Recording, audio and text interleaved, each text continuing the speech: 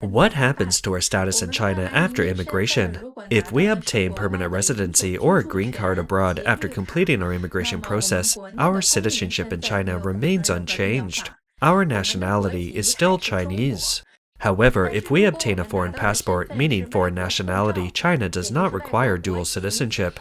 In this case, we need to go to the embassy of the country where we're residing in China to cancel our Chinese nationality, and at the same time return to our place of household registration in China to cancel our household registration booklet and ID card.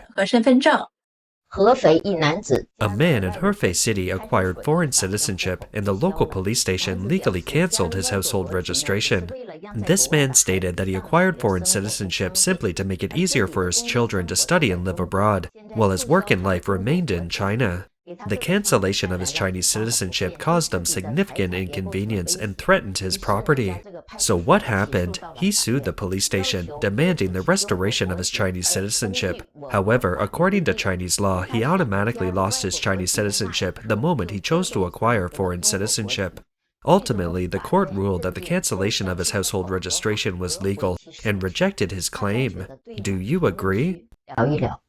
Recently, the topic of forced cancellation of household registration has sparked heated discussions on mainland social media.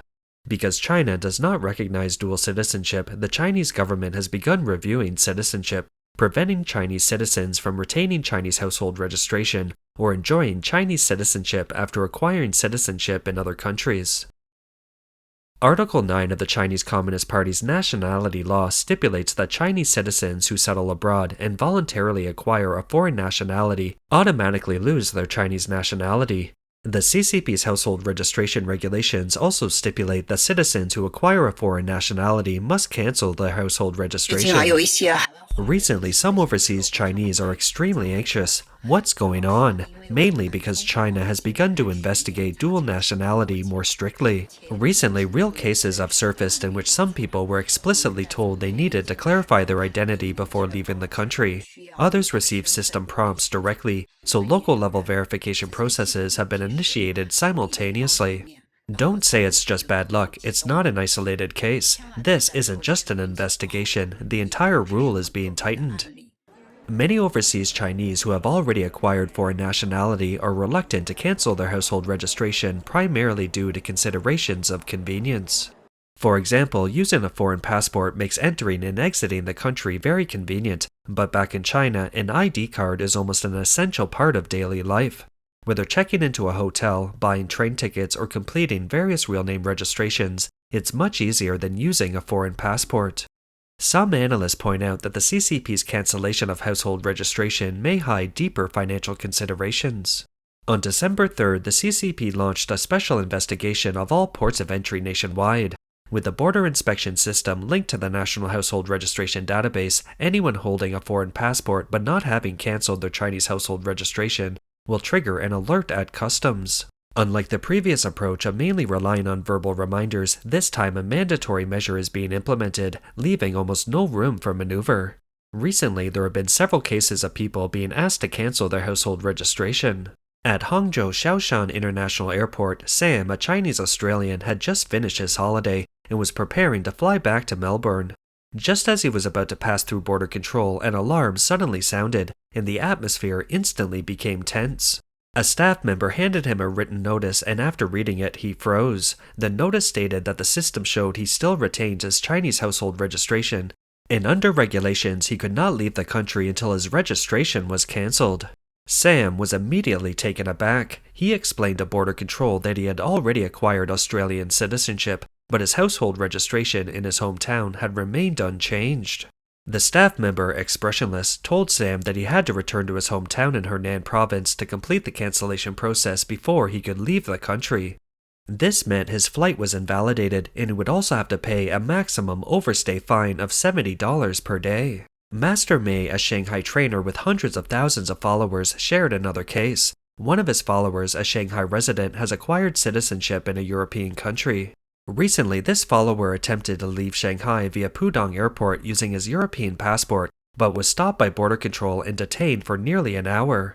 After verifying his identity, border control told him, "Your Shanghai household registration has not been cancelled. You need to do so as soon as possible. Master may explain that his follower retained his Shanghai household registration because it was linked to his ID card, and using a Chinese ID card was indeed more convenient for living in China. Similar situations are not limited to airports. In Shenyang, a woman who has acquired Canadian citizenship but resided in China was told by the police to cancel her household registration.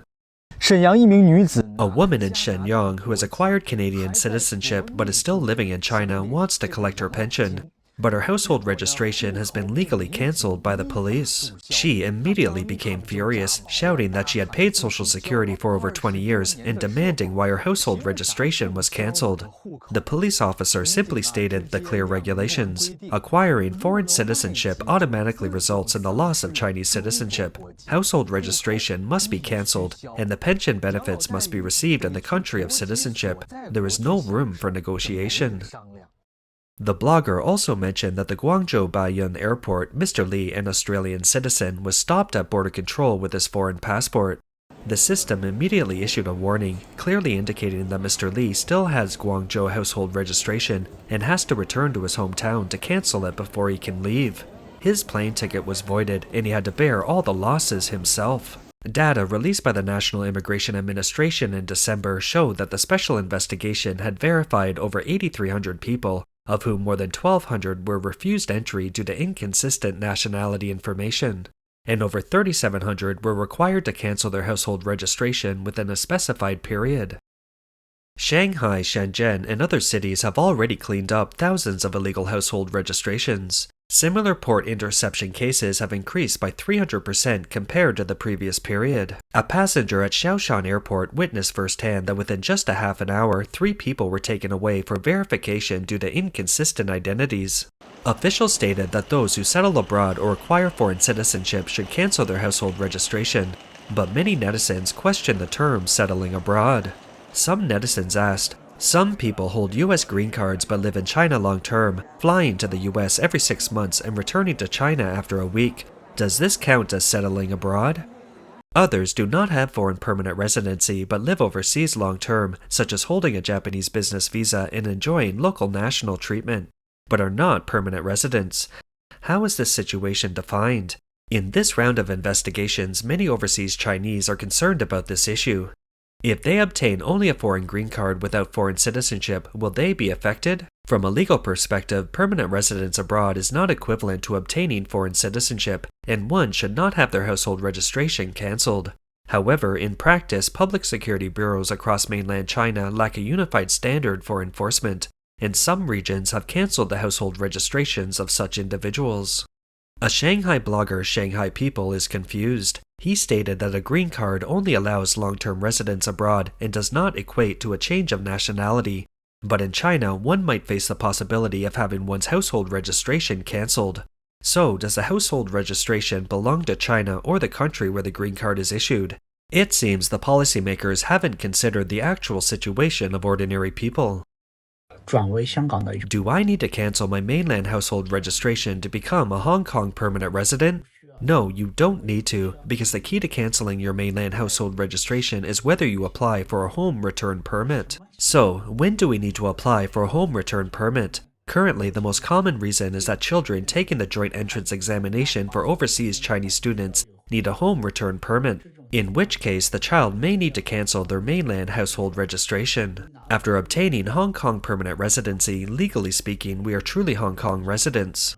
Because the mainland household registration system and the Hong Kong identity system do not share information, we can legally and legitimately enjoy the benefits of both places, and the policies support this. Do you understand now? I'm really speechless. Can you believe someone would cancel their household registration to evade debt? I'm currently downstairs at the Minhong Pujiang Street Community Affairs Service Center. I was just on the second floor asking the policeman to get the defendant's household registration information so I could sue him. The policeman told me that the household registration information had already been cancelled. The reason for the cancellation is that he had 2 household registrations and he used another one. However, this cancelled identity was what he used to communicate with our client. Our client lent him $30,000 and our client's transfers were all made to this bank card registered under his identity or the Alipay account. Now that he's canceled this identity, it's much more difficult for us to find the other one. Many people wonder, since China has never recognized dual citizenship, why is it only now starting to strictly enforce it? Some analysts point out that these rumors about household registration cancellation may be related to deeper fiscal pressures. Blogger Shanghai Resident believes that Shanghai's tightening of its household registration policy and stricter management channels mean that once overseas permanent residents trigger the conditions for cancellation, they must choose between their status and benefits and can no longer enjoy both. He speculates that this move by the authorities is likely to address the ever-widening pension gap. Some people holding foreign green cards and residing overseas long-term are still paying into pension insurance in China. Shanghai People points out that although these individuals technically meet the conditions for receiving pensions, the government may no longer provide them with retirement benefits in the future. China's elderly population has exceeded 300 million and is growing at a rate of tens of millions annually, leading to a rapid increase in pension pressure. Over the past 20 years, the number of elderly people in China has increased from 149 million in 2006 to 310 million in 2024. And the proportion of the total population has also risen from 11.3% to 22%. With approximately 10 million new people aged 60 and above annually, China is rapidly entering a severely aging society, making the pension gap an urgent issue. At the China Development Forum 2025 annual meeting, Tong Chen-pei, Vice Minister of Civil Affairs, pointed out that China not only has the largest elderly population in the world, but also faces the fastest aging process and the most challenging task in addressing it. According to the standards of the World Health Organization, most developed countries and China, those aged 60 and above are considered elderly. A study published in the Fudan Journal in January 2025 predicted that excluding investment returns, China's pension contribution gap could reach 4.3 trillion by 2035. American scholar David Dollar told the BBC that the economic impact of aging is like a chronic disease. The proportion of the working-age population is declining, while the elderly population requiring social support continues to increase, naturally widening the pension gap. Young people already face heavy life pressures and are less willing to have children. Simultaneously, the elderly have low consumption desires, further weakening economic vitality and creating a vicious cycle in society. 都看新闻了吗？ Have you all seen the news? Liu Xiang has also moved to the United States. Another world champion who once draped himself in the national flag has chosen to start a new life overseas. Think back to those years. Lin Dan went to Spain, Ding Juanhui settled in the UK, Yi Jianlian also lives in the US, and Yao Ming's children are all American citizens. Why is it that every time a celebrity moves overseas, there's always criticism? But for Liu Xiang, the internet is full of blessings, wishing him all the best. Many people don't understand how much public pressure they have to withstand to make this decision. Why do they still leave? Besides medical care and children's education, everyone has their own considerations. In recent years, a growing trend has emerged in Chinese society. A wave of immigration that transcends social classes and age groups is rapidly taking shape. From the wealthy to the middle class, from professionals to ordinary wage earners, an increasing number of people are choosing to leave China and immigrate to developed countries such as the US, Canada, Japan, and Australia.